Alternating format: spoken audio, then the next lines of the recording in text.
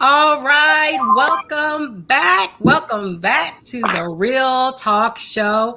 And I am your host, Dr. Kim Brown Barber, better known as Dr. Kim from Journey to Becoming. And my other host today, my co host, is in the air somewhere. So, Rochelle, Queen of Fabulous, or from Blissful Living, we hope that you are traveling safely. But we are doing great things here at the Real Talk Show this evening. And so, those of you who are not familiar with the Real Talk Show, the Real Talk Show is a live stream podcast designed with the mindset of connecting, inspiring, motivating, supporting, and uniting women around the world. Yes, international, right? It is a safe place where women can come together to discuss like all sorts of topics, challenges, issues that we face, right, in our society today, and we can share wisdom and receive wisdom and be able to talk about it, and just make this world a better place. And we know we can be able to do that, where we need more of this open, honest, and loving conversation. So welcome, welcome, welcome to you all out there. And I am really happy. I have some of my colleagues and great friends who are with me today. So I really feel very blessed and fortunate to have them with me today. And I'm going to have them introduce themselves. Di, why don't you tell us a little bit about who you are? Hi, I'm Di. I'm an historian, and I've lived on a few different continents, just kind of by accident, out of inspiration. And as a starving college student, bought a one-way ticket out of the country and didn't know that I was too. I didn't know that I wasn't going to be able to make it there, so I accidentally was able to. I don't know how. Wow. Yeah, and I think that's really informed my life and who I am. And being a historian is it makes you almost have a crystal ball, and so that's kind of where I'm coming from. Awesome. Thank you, Di. All right, Raquel, tell everybody a little bit about you. Hi, my name is Raquel Harden. I work for the U.S. Department of Housing and Urban Development under the Public Housing Division, and I've been in there for about 33 years so far. Wow. And, yeah, and congratulations. Thank you. Retirement eligibility. Right. I hear you. So we work with residents with public housing buildings or HCV vouchers, housing choice vouchers, and we make sure that people have housing. It's really been challenging this past year with COVID-19. I can imagine. With having people to keep their housing. A lot of people lost their jobs, and trying to stay in tune with them and keep them in their housing during these hard times. So Sure. Yeah. Well, we really appreciate the work that you do and what you are able to continue to do for so many people who are looking to you for, shelter. Right. Yes. So, we don't want people to be homeless. So that's important, right, what you do. So, well, one thing about this platform, we have fun and we are here to talk about the topic today. Everybody, I know everybody waits for what the topic is because no one knows until we get here. And that is what diversity means to you. Right. The question and the big topic today is, what does diversity mean to you? We hear so many different things these days, right? We hear about diversity, and diversity is not just coming up now. This is not new. That's what a lot of people fail to realize. This is not new. Diversity has been talked about for a long, long time, decades and decades and decades and decades about diversity. So we hear so much and we get so many different responses. And we figured, since this is one of the things that even in our community as women that we, talk about, that we could be able to bring that to the Real Talk Show and find out, what are you saying? What are some of the things that you look at? So let's start with you, Di. What does diversity mean to you?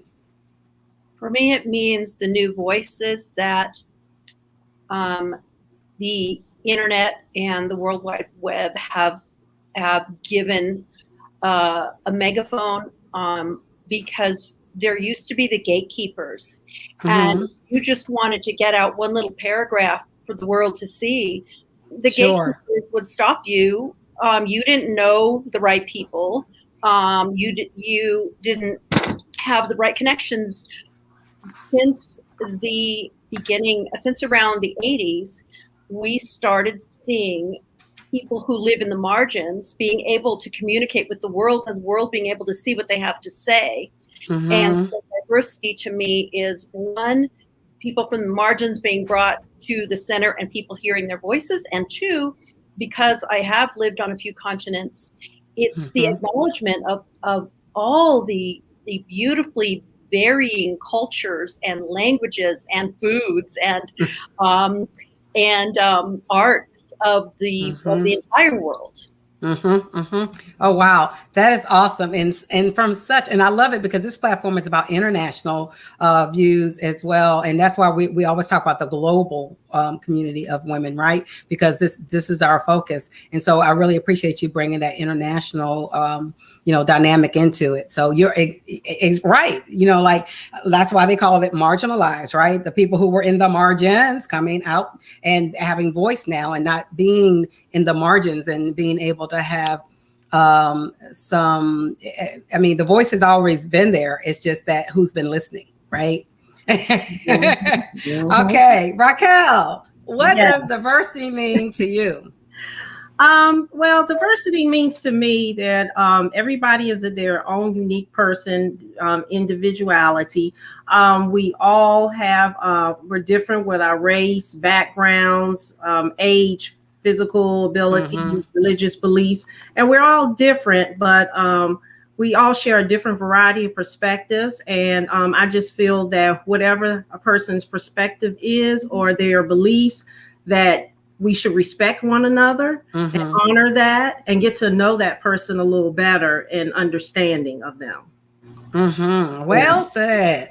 I tell you, I love that because of the fact that you said getting to know someone, and that's what, when you think about prejudice, that's prejudging, right?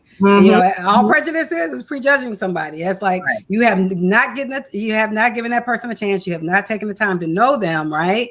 And you've just prejudged them to be whatever it is, depending on your experience, your background, your childhood, whatever it is, right? All these other factors that factor into you making a prejudgment. And you're saying already, hey, we need to get time to talk.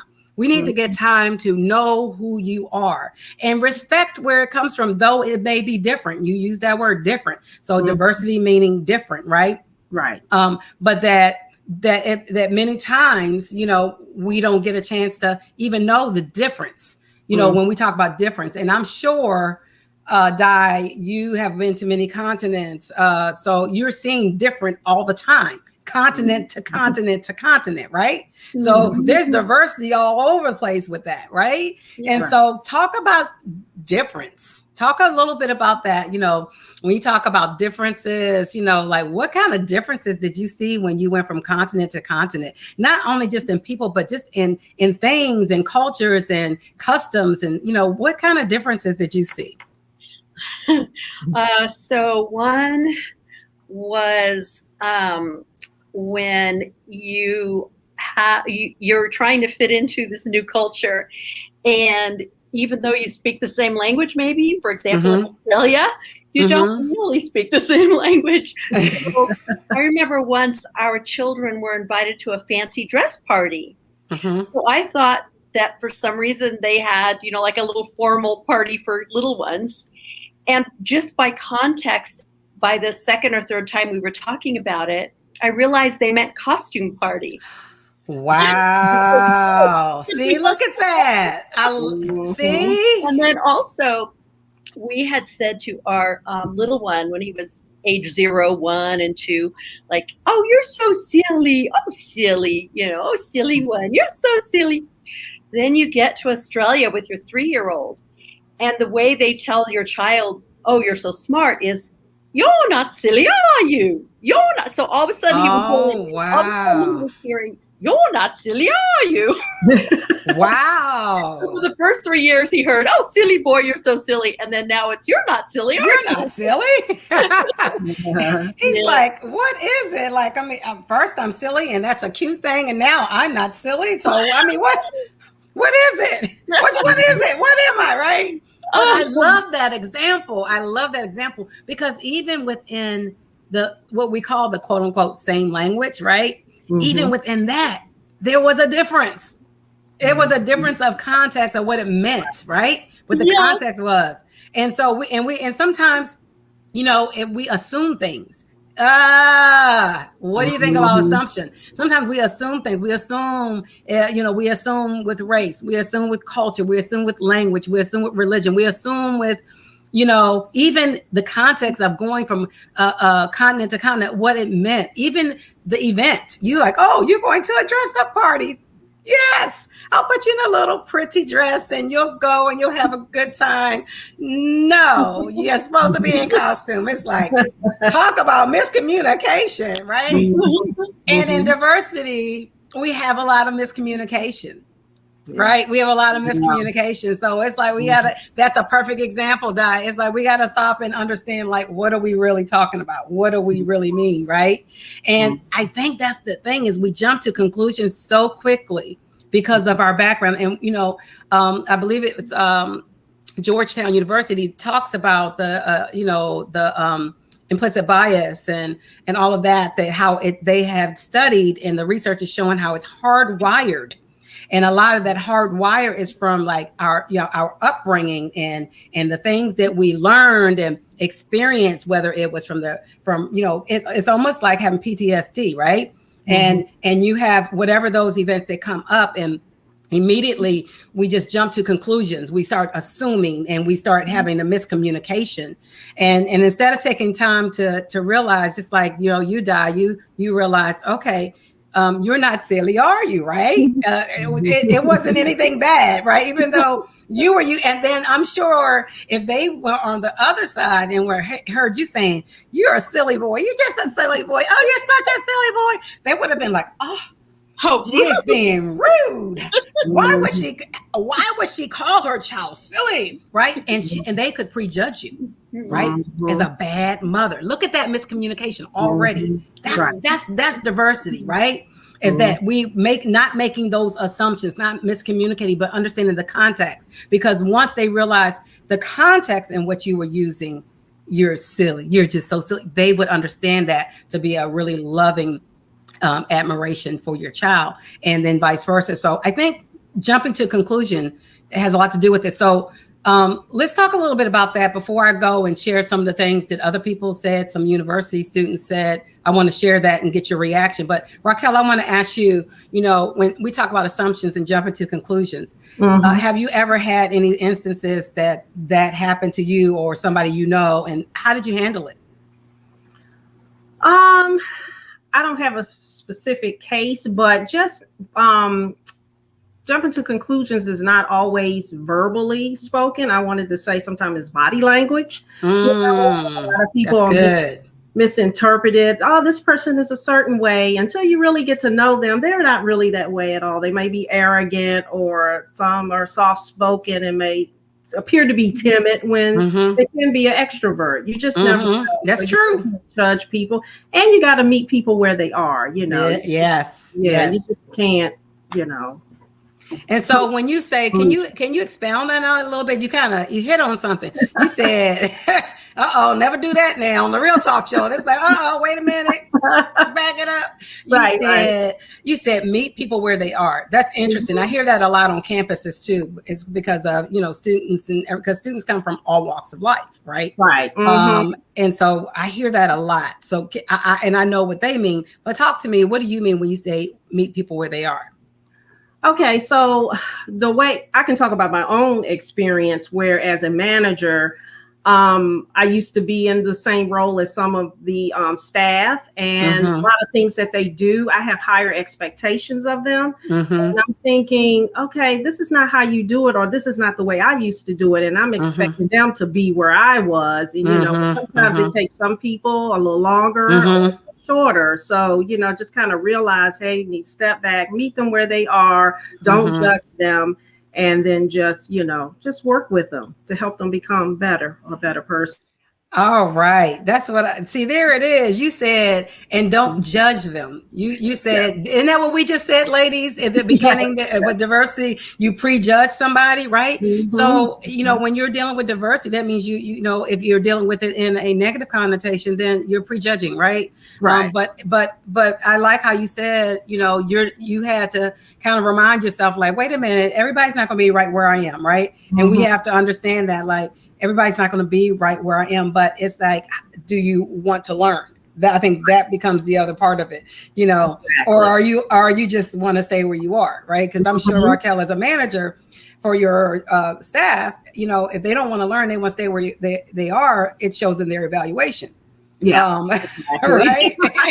Yeah. So there, in that type of dynamic, it shows that there are some, what I can say, repercussions when you just want to stay where you are. It's like, it's okay, but understand it's a lot of other things that you'll be missing and that you won't get a chance to be a part of and enjoy, and because you want to stay where you are.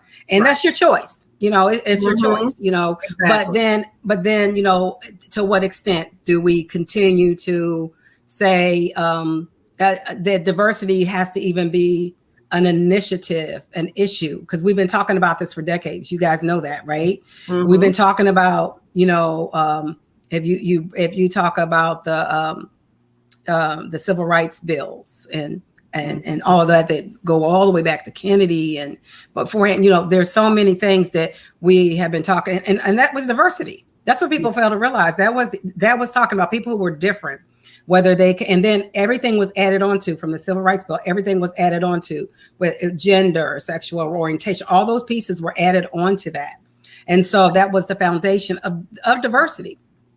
Showing, like Di was saying earlier, the difference of all these different identifications, and us not prejudging them, like Raquel was saying, and being able to not assume. And so let's look and see what some students said what diversity means to them. Okay. Now, there's one student, and I'm not going to use her full name because I don't have her permission. So I'm just going to say one student. Her name is Danielle, and she is from Miami, and she is a finance student at the University of Florida.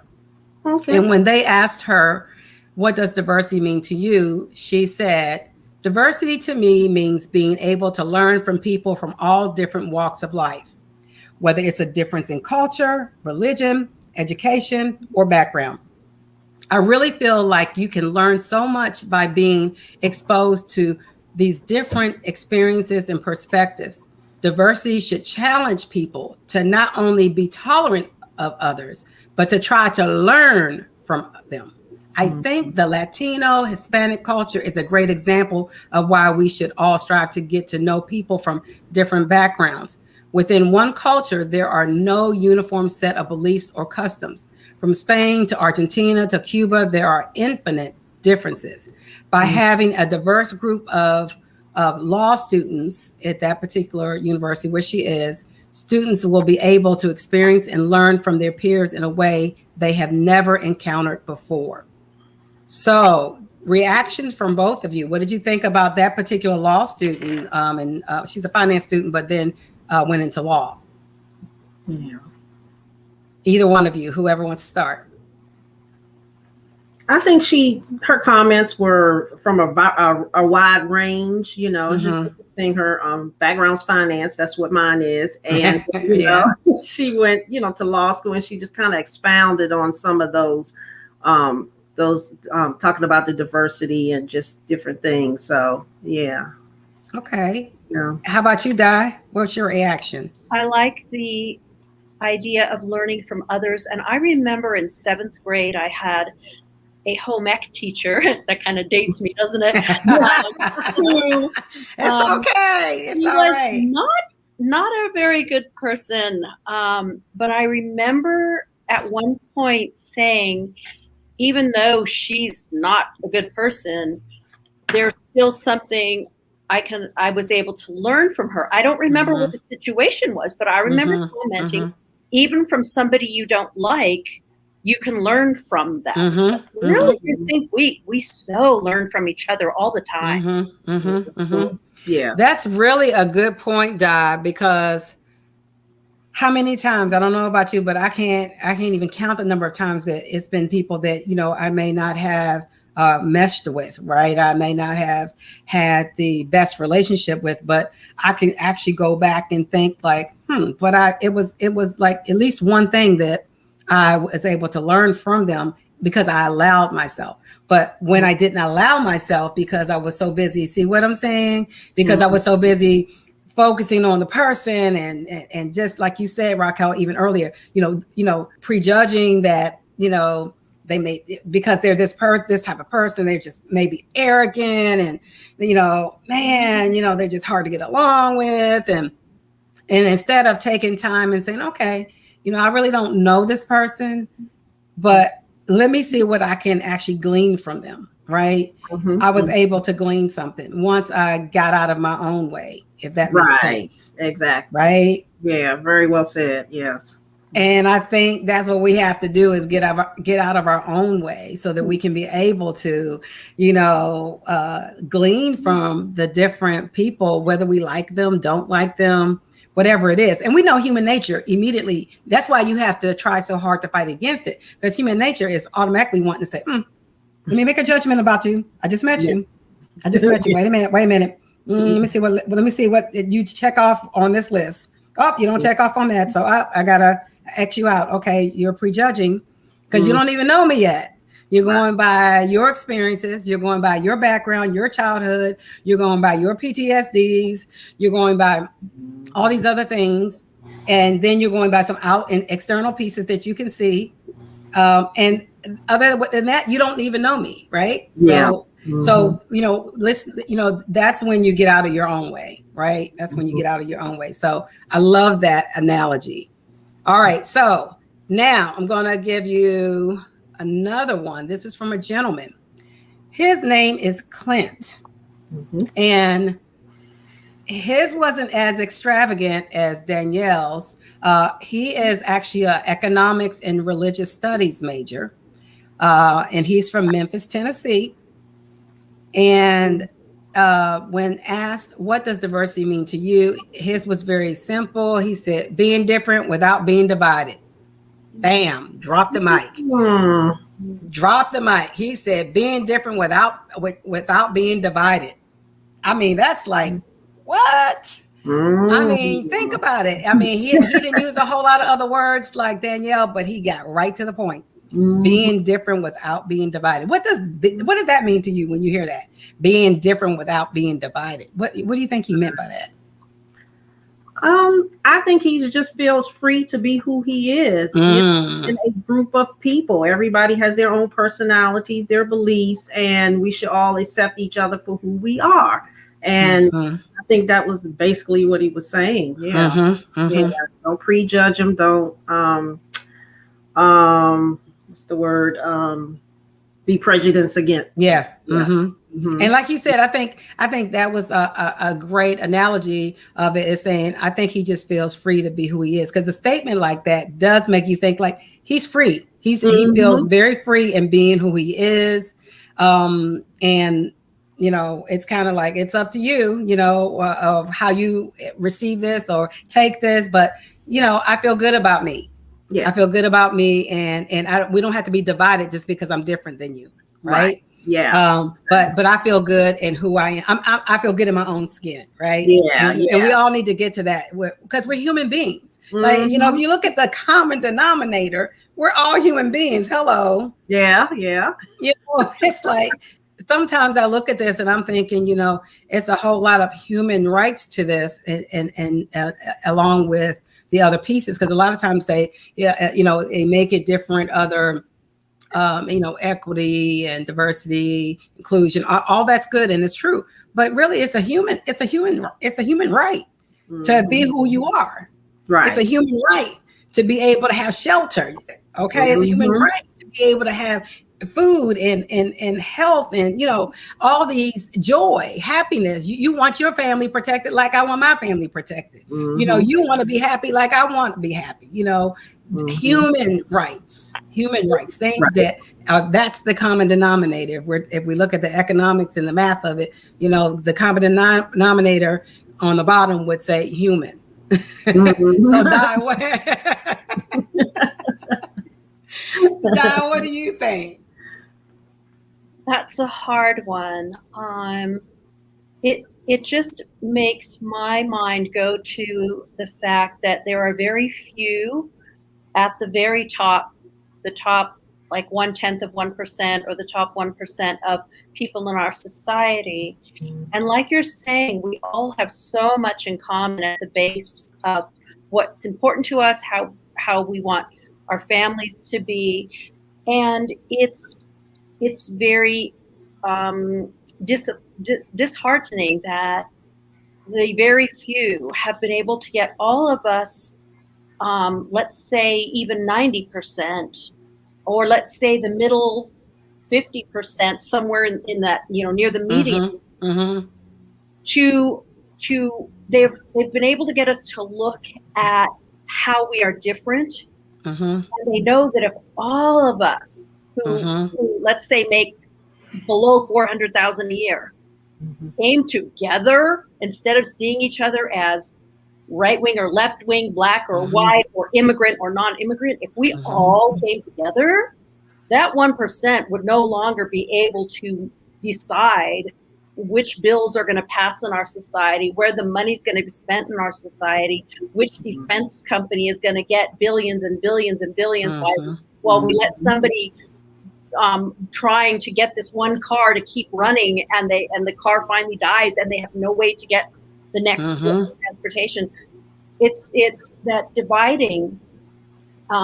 It has kept all of us who really do have a lot more in common from coming together, but instead we see each other as in what ways we're different, and this keeps that teeny few at the top with most of the power and almost all the money, and the rest of us divided. Yes, just like he said, right? So see, on our program, we have something called Drop the Mic, and that was a drop the mic one. Okay, I'm gonna drop the mic on that one. I'm gonna drop the mic. Rochelle, I know you will appreciate this when you're hearing this. You may be listening to it right now. But yeah, dropping the mic on that one, because you're right.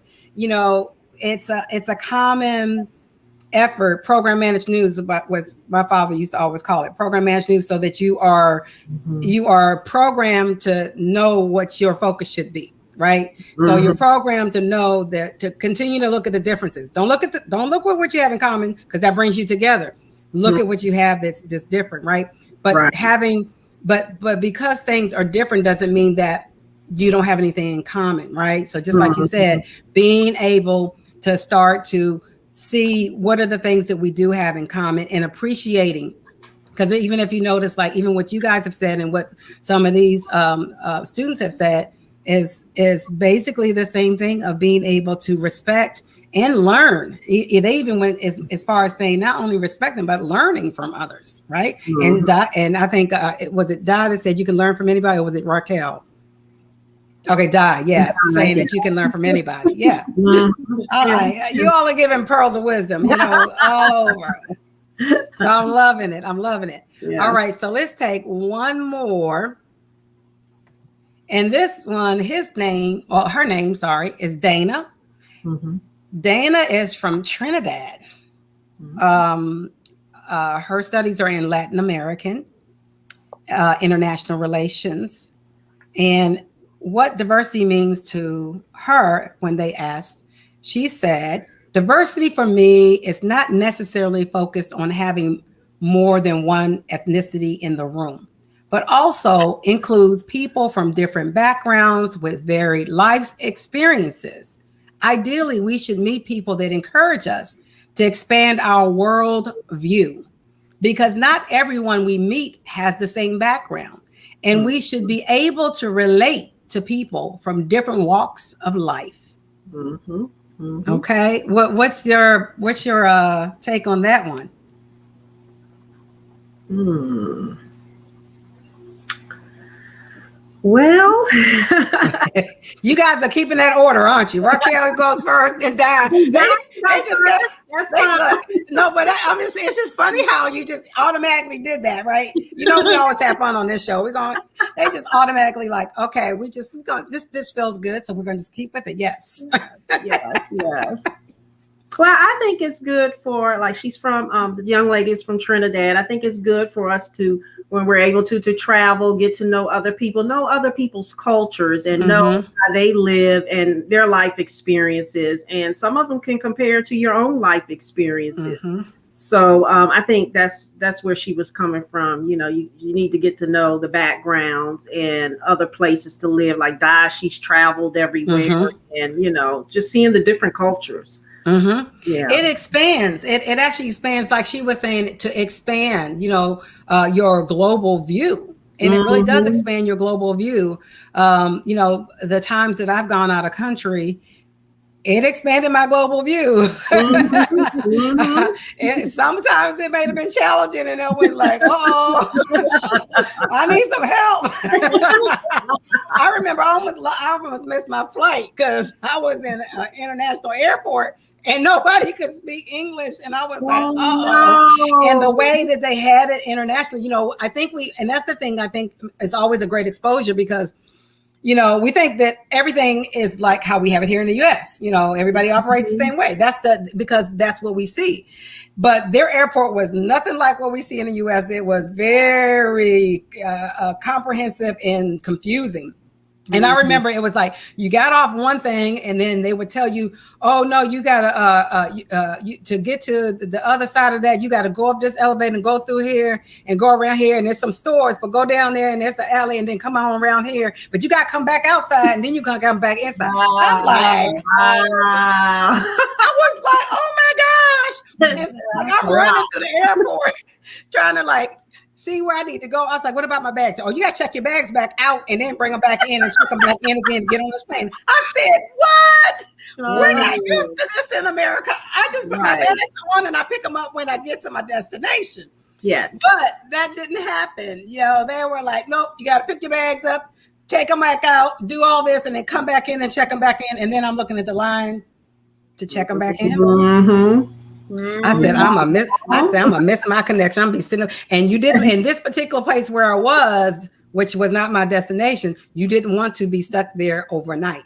So I was like, okay, I need to get out of here. I was like, I was looking, I was praying, I was trying to figure out what line I could hurry and get in so I could get out. And it didn't matter. I was like trying to tell people, like, my flight's getting ready to, like, I gotta go.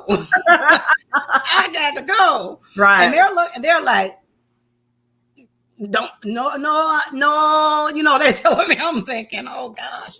Yeah. And finally, I found it to somebody who did not speak English, but I had studied enough. I had studied enough of the language that I knew pieces of it, broken pieces of it, enough to communicate to him what I needed.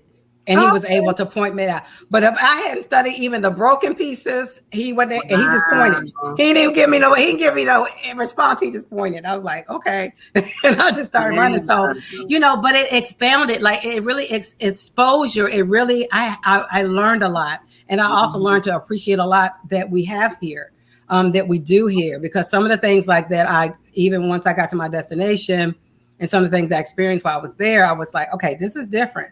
It was interesting. Even the foods, it was like, okay. And I'm a picky eater. So I was like,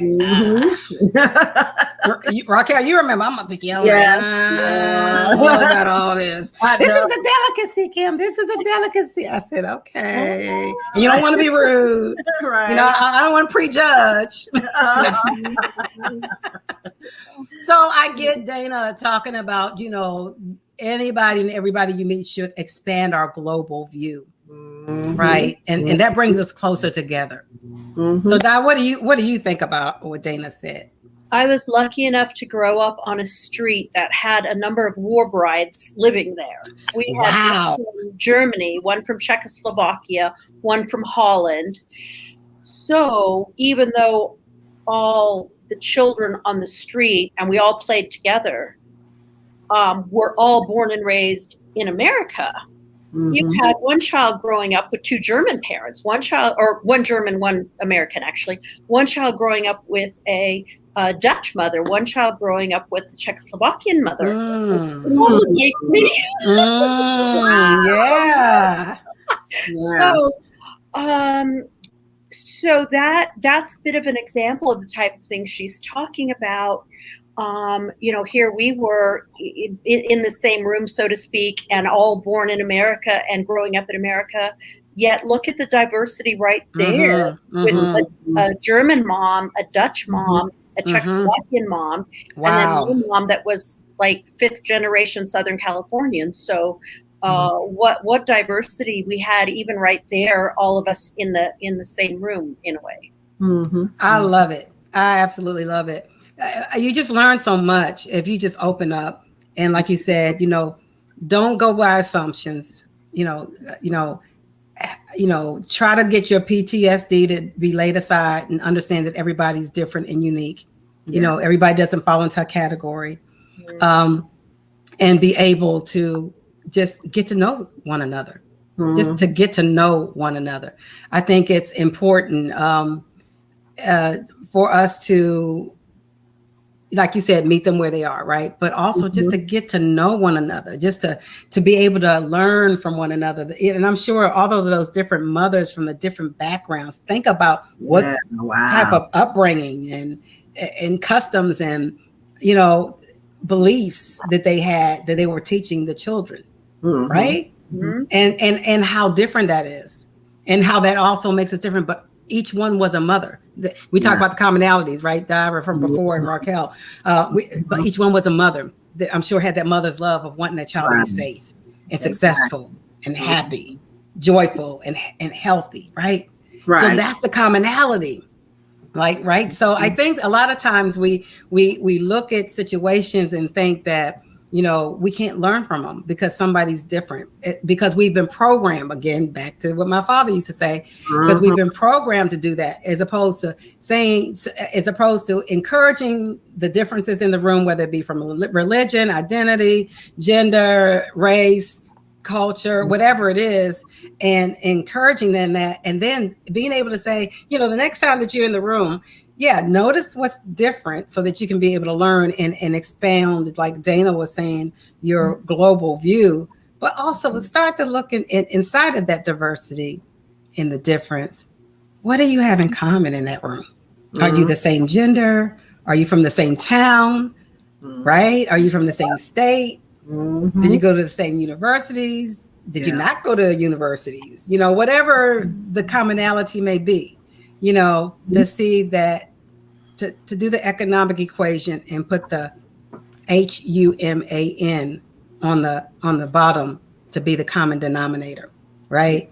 I think that this world would be a better place to be able to appreciate one another and knowing that we all have something to contribute. If we're on this earth, I don't care what part, what continent that you're in, then that means you have something to contribute and you have value. You have value. So as we get ready to close, I always like to give everybody like a closing statement of at least 2 minutes, right? Of what you would say to the community. In a community of women is what our community is, but sometimes we have men that come and watch this too. So, but what would you say to diversity, right? What would you say to women or men, for that matter, about diversity and how we should embrace it going forward? What would you like to see? And I'd like you all to take a couple minutes each to just say your final thoughts on that before we close out. So I'm going to change it up and go with Di, just to throw something in the mix. So when I was researching for my dissertation, it was actually about women during the progressive era in Los Angeles, and as I was studying what different scholars who work in women's studies have said, of course they said, how can you say, what a woman is?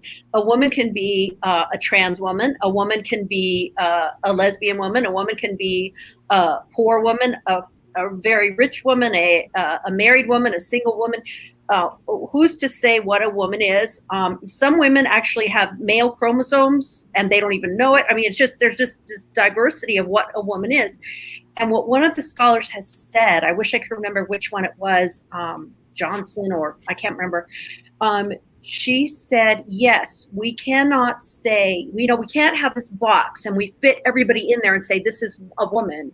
However, there are patterns among the differences, and those patterns make a difference. So if I'm walking along and I'm wearing a skirt and pumps, whether I'm a trans woman or a woman or whatever, there are already, I am going to experience the world as other people react to a person wearing a skirt and pumps, as opposed to somebody wearing pants and a badge, or a military uniform, whatever it is. So even if women are different, if the society out there sees you and prejudges you as female, you will experience some of the same, reactions and interactions out there in the world that others who society sees as women will experience. So even though we cannot put anybody into a box and say this is what a woman is,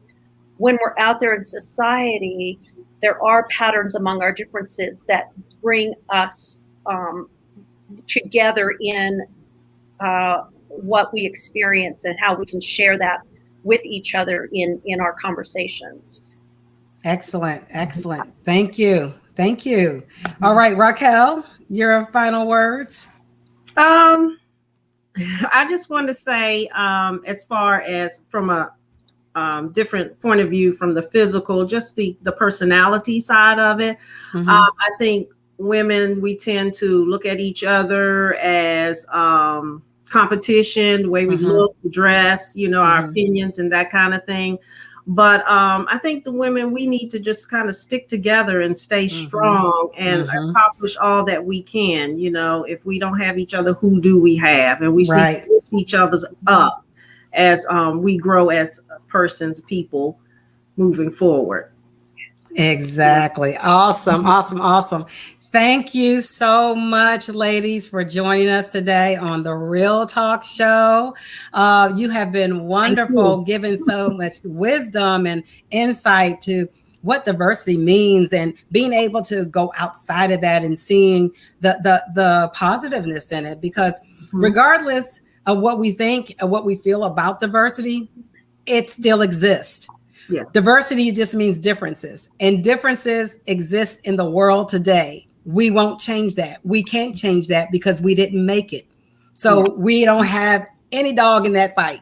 So it just depends on how will you address it. Will you embrace it or will you reject it? It's up to you. But your life will be the richer if you embrace it. Talk to you next time on the Real Talk Show. Yes. Bye, guys. Thank you. Bye. Thank you. Bye-bye. Thanks. Bye.